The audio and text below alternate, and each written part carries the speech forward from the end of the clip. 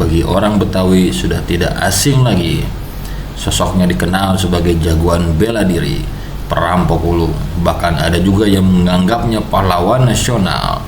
Terlepas dari apapun cara orang mengenalnya, sejarah si Pitung cukup melegenda karena sosoknya mempunyai pengaruh penting terutama pada masa kekuasaan Belanda di Batavia.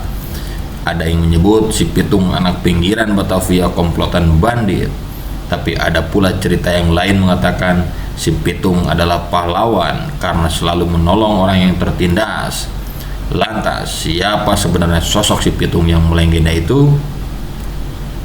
Menurut sejarawan Belanda Margaret van Til dalam In Search of Si Pitung, The History of Indonesia Legend, cerita maupun sosok si Pitung ini memang benar adanya dan bukan mitos belaka.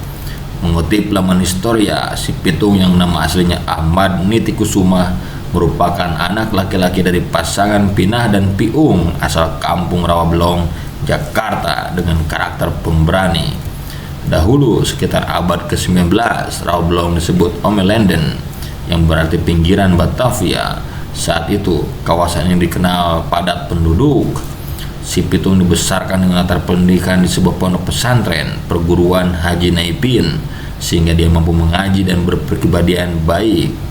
Kabarnya si Pitung mulai melakukan aksi perampokan tahun 1892 sampai 1893, tapi hal itu dilakukan dengan alasan pemicunya adalah kejadian perampokan saat menyerang keluarganya.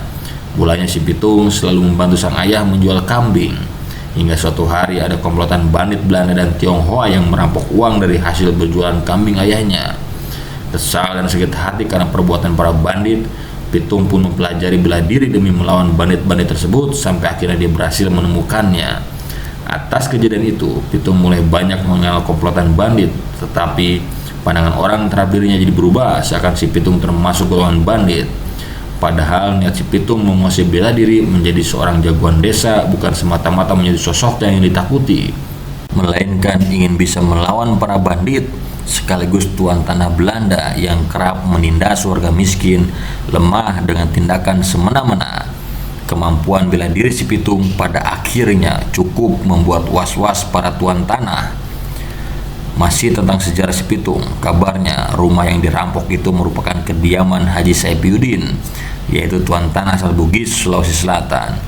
Aksi perampokan tersebut menyebar luas sampai dimuat dalam surat kabar Hindia Belanda pada 10 Agustus 1892. Peristiwa ini bukanlah terjadi 1-2 kali. Pitung kerap merampok rumah tuan tanah untuk mengambil hasil rampasan mereka dan membagikannya kembali ke warga miskin. Hampir semua tuan tanah sudah mengenal si Pitung, bahkan ketika mereka mengalami perampokan, namanya selalu diincar dan diburu polisi.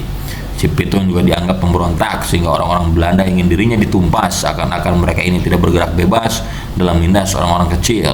Sampai pada akhirnya si Pitung benar-benar tewas tertembak peluru emas milik Kepala Kepolisian K Residen Batavia, AMV Hine.